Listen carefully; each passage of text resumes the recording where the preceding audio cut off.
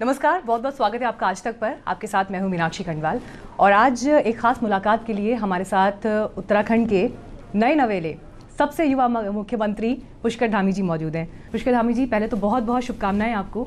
और आज मुख्यमंत्री बनने के बाद आप पहली बार दिल्ली आए हैं। कल आपके कई अहम कार्यक्रम रहे, आप प्रधानमंत्री से मिले, गृह मंत्री से मिले, राष्ट्रपति से आपकी मुलाकात हुई। किस तरह की ये मुलाकात हुई और स्टेट के लिए सेंट्रल लीडरशिप का क्या विजन इस मुलाकात में निकल कर आया? देखिए, मैं सबसे पहले तो शिष्टाचार बस भेंट करने आया था, क्योंकि एक सैनिक के पुत्र को जो पिथौरागढ़ जैसे दूर दराज इलाके में पैदा हुआ और खटीमा जैसी जो सीमांत नेपाल से लगा हुआ तराई का क्षेत्र है, वहाँ से वो मेरी कर्मस्थली है और उन्होंने मुझे मुख्य सेवक के रूप में काम करने का अवसर प्रदान किया। तो मैं उनका धन्यवाद करने के लिए आया था, प्रधानमंत्री जी का, गृह मंत्री जी का और हमारे केंद्रीय मंत्रियों का, राष्ट्रपति जी का, सभी का। और उसके साथ साथ उत्तराखंड से जुड़े हुए बहुत सारे मुद्दे हैं। वैसे तो उत्तराखंड में बहुत काम पहले से ही चल रहे हैं। मोदी जी के प्रधानमंत्री बनने के बाद जितना काम उत्तराखंड के अंदर हुआ है उतना पहले कभी नहीं हुआ। देश के इतिहास में पहले लोग केवल बातें करते थे, लेकिन मोदी जी की सरकार आने के बाद केवल कामों के शिलान्यास नहीं हुए, उनके लोकार्पण हुए। यानी कि जो काम जिनकी शुरुआत हुई है उनको पूरा किया गया है।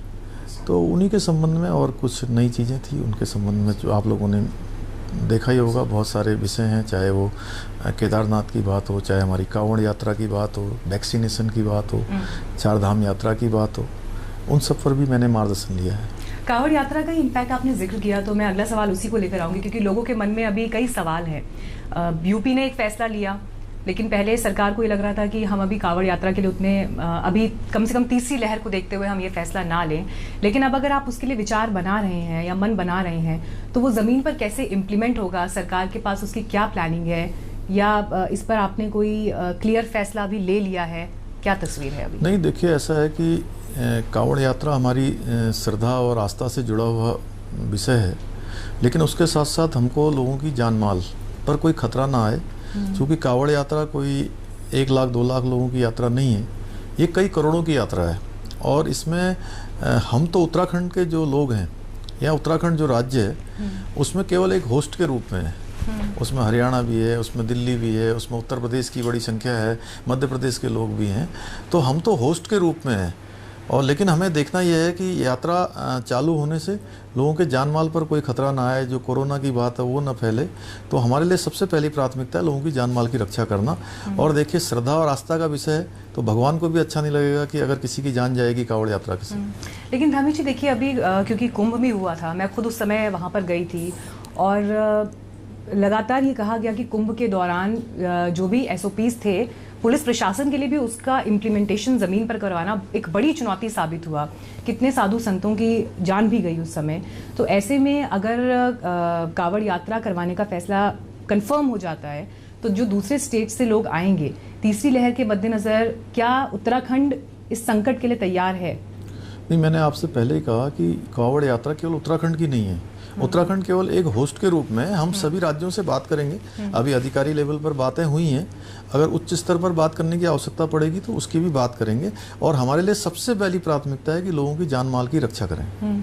ऐसी एक तस्वीर हमने देखा कि मसूरी में दिखाई दी और उसे लेकर बड़ी चिंता भी देश भर में जाहिर की गई कि अगर इस तरह से लोग बेपरवाह होकर हिल स्टेशंस पर पहुंचने लगेंगे और इतनी भीड़ इकट्ठी हो जाएगी जहां ना मास्क है ना सोशल डिस्टेंसिंग है, तो ऐसे में जब बार बार जिक्र होता है गाइडलाइंस का पालन करें, तो क्या किसी लहजे में सरकार, चूंकि ये भांपने में कि इतने लोग पहुंच जाएंगे, उसके लिए क्या हम पहले से तैयार नहीं थे?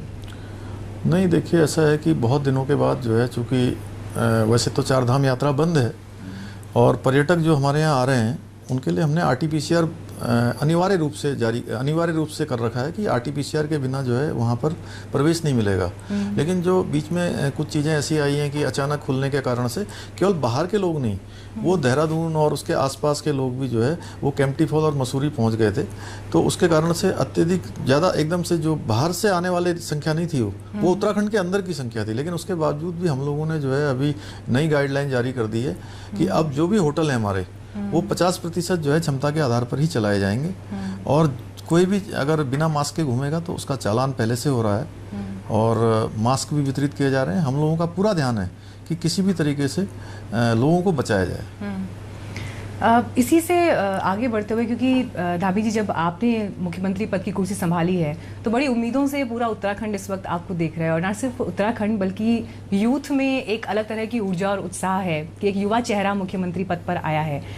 लेकिन हम देखते हैं कि आपसे ही पहले जो चीफ मिनिस्टर थे, अब चाहे उनके एक बयान से एक विवाद हुआ, फटी जीन्स को लेकर उन्होंने जो स्टेटमेंट दिया था, यकीनन कहीं ना कहीं उससे एक मैसेज ज़रूर ये गया कि लड़कियों को लेकर, कि उनकी एक स्वेच्छा को लेकर, उनकी एक आज़ादी को लेकर अगर इतने बड़े पद पर बैठे व्यक्ति ऐसा बयान देंगे तो ज़मीन पर उसका क्या संदेश आएगा।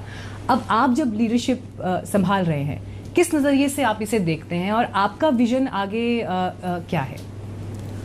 देखिए, मैंने हमेशा नौजवानों के बीच में, युवाओं के बीच में काम किया है।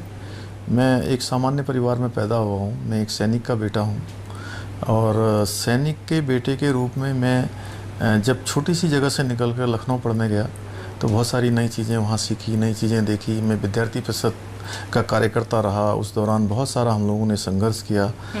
तो लेकिन धीरे धीरे समय अपनी रफ्तार से बढ़ता है, और निश्चित रूप से मैं यही कह सकता हूँ कि नौजवानों के, युवाओं के, उत्तराखंड के अंदर जो हमारे सपने हैं, और उत्तराखंड राज्य बना है हमारा, वो हमारे शहीदों के कारण से।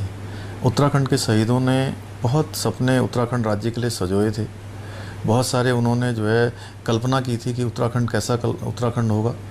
तो उसको बनाना है, नौजवानों को रोज़गार से जोड़ना है। और जो चीज़ें शुरू हुई हैं, यानी कि पिछले 4 सालों में मेरे से पहले वाले जो मुख्यमंत्री हैं, उन्होंने भी बड़ा अच्छा काम किया है सब लोगों ने। उन्हीं कामों को बढ़ाना मेरी प्राथमिकता में है, और हम लोग इसको सबको साथ में लेके करेंगे। लड़कियों को डरने की जरूरत तो नहीं है कि नहीं, बिल्कुल नहीं। देखिए, बिल्कुल नहीं। और हमारा नया समय है, नए समय के हिसाब से नए विचारों को हाँ, निश्चित रूप से स्वतंत्रता के साथ आगे बढ़ने दिया जी, जाएगा। बिल्कुल। जब हम लीडरशिप की बात कर रहे हैं स्टेट में, उत्तराखंड में अगर सिर्फ एनडी तिवारी को छोड़ दिया जाए तो कोई भी मुख्यमंत्री अपने 5 साल का जो कार्यकाल है उसे पूरा नहीं कर पाया। और यही वजह है कि खास तौर पर अब जो ये बदलाव हुआ, बीजेपी के ऊपर भी कई आरोप लगे कि आपने इतनी बार लीडरशिप में इस तरह से परिवर्तन किया। सवाल ये उठता है कि जो ये प्रयोग हुए हैं, अब आप कैसे लोगों को इस बात का भरोसा दिलाएंगे कि प्रयोग हुआ, लेकिन अब उसके बाद जो आगे का समय है आप भरोसा करिए और उस हिसाब से काम होगा। इसके लिए लोग कम से कम उत्तराखंड वासी आश्वस्त रहें, या उन्हें ये ना लगे कि सत्ता का संचालन दिल्ली से हो रहा है। आप देख रहे होंगे कि पिछले 4 तारीख को मैंने शपथ ली है।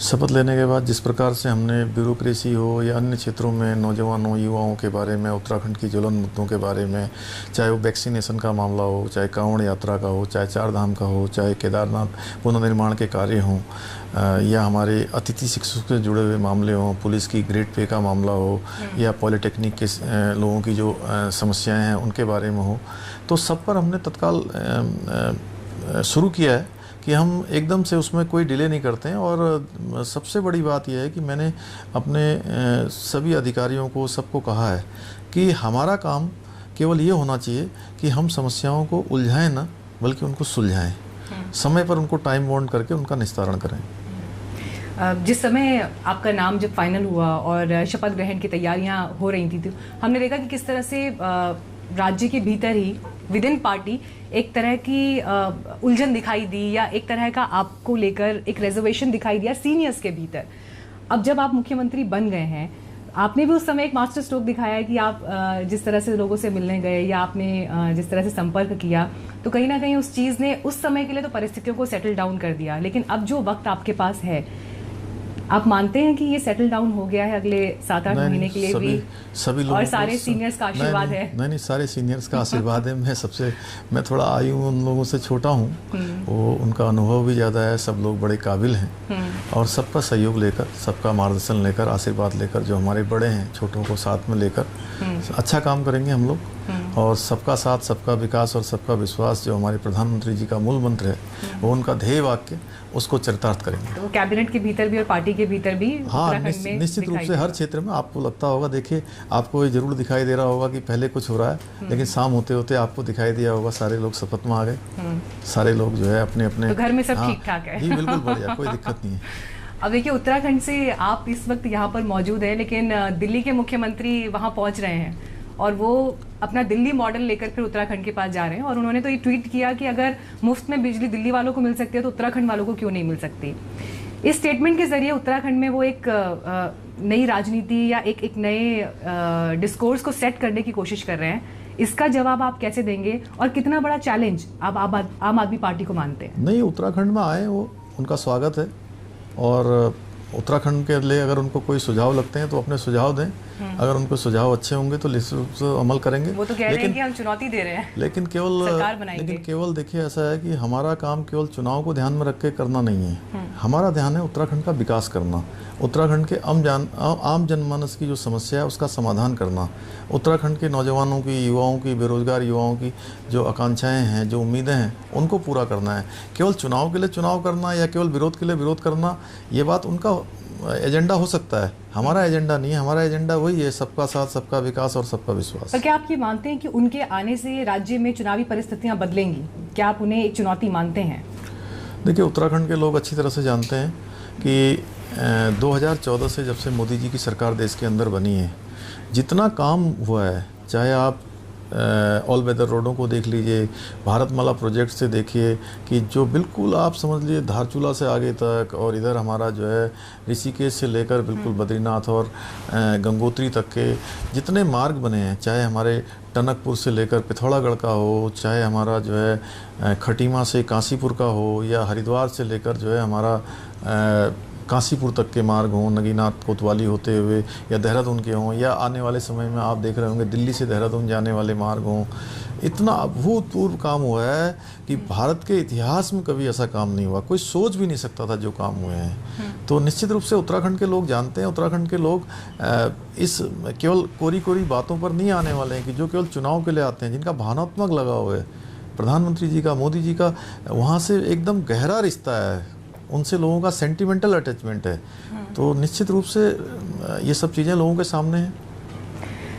धामी जी, आपने जब कुर्सी संभाली है, इसी दौरान हमने देखा कि एक मांग सोशल मीडिया पर बड़ा जोर पकड़ती दिखाई दी, राज्य में भी उसकी आवाज़ सुनाई दी, उत्तराखंड मांगे भू कानून हैशटैग करके ये ट्रेंड बाकायदा सोशल मीडिया पर चला। आपकी भी यकीनन इस पर नज़र गई होगी। और भू कानून को लेकर लोगों की जो चिंताएं हैं वो उनकी सांस्कृतिक पहचान से लेकर, उनके अधिकारों से लेकर, उनके जल जंगल ज़मीन पर उनके हक हकूक़ की बात है। लेकिन बीजेपी की ही सरकार में कानून को लचीला किया गया। आप जब अब सत्ता में आए, इस वक्त कुर्सी पर मौजूद हैं, और इस मांग को जब आप सुनते हैं तो आप लोगों को क्या आश्वासन इस पर देंगे?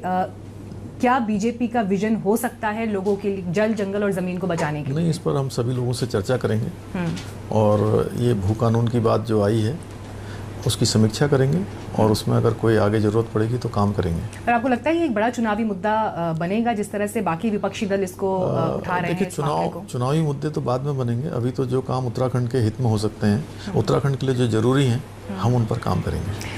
क्योंकि आप खुद खटीमा से विधायक भी हैं, और खटीमा अब एक वीवीआईपी सीट हो गई क्योंकि उसने मुख्यमंत्री उत्तराखंड को दिया है।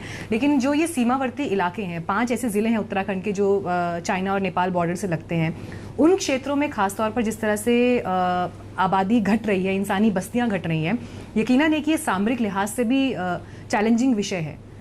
तो ऐसे में आप क्योंकि खुद उस क्षेत्र से चुनकर आते हैं, आप वहाँ के बारे में कोई पॉलिसी मैटर या कोई आगे फर्दर प्लान ऑफ एक्शन लेकर आएंगे? मैं देखिए, शुरू से चूँकि मुख्यमंत्री के रूप में तो आज हूँ, लेकिन जब मैं एक विधायक के रूप में, एक सामान्य नागरिक के रूप में भी काम करता था, तब भी मैं मानता हूँ कि सीमा पर काम करने वाले या सीमा पर रहने वाले जो लोग हैं वो केवल एक नागरिक ही नहीं है, उसके साथ साथ वो सीमा के प्रहरी भी हैं।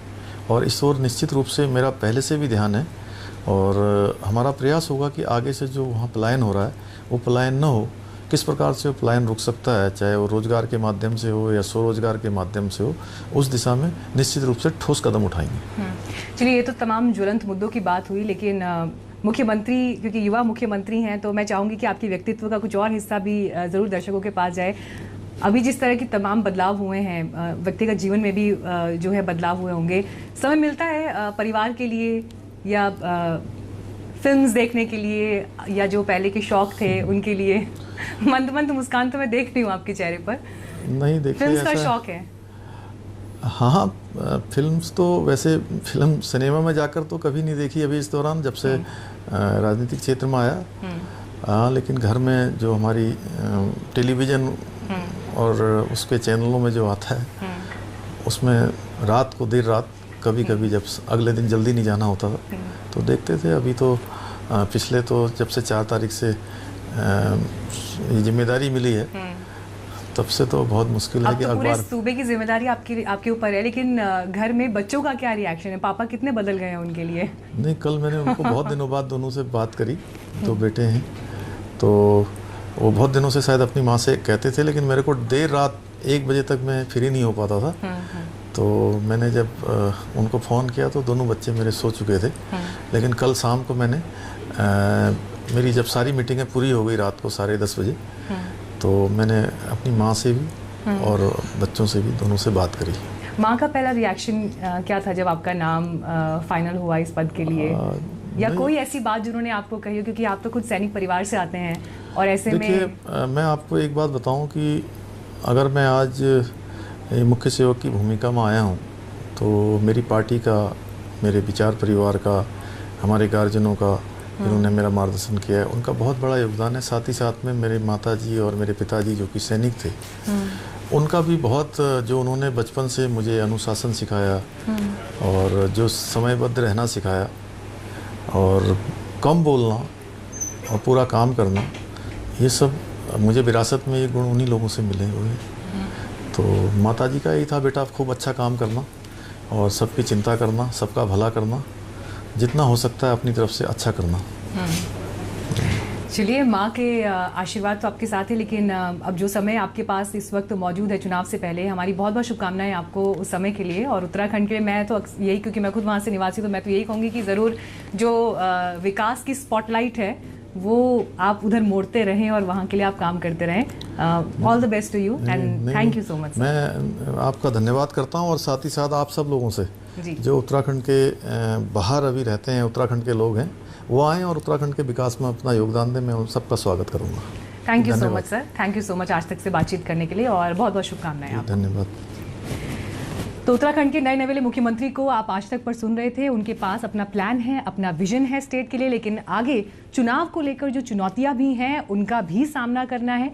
कांवड़ यात्रा को लेकर प्लानिंग में कुछ फैसले आप आने वाले दिनों में देख सकते हैं। फिलहाल इस खास बातचीत में इतना ही। देश और दुनिया की बाकी खबरों के लिए आप देखते रहिए आज तक।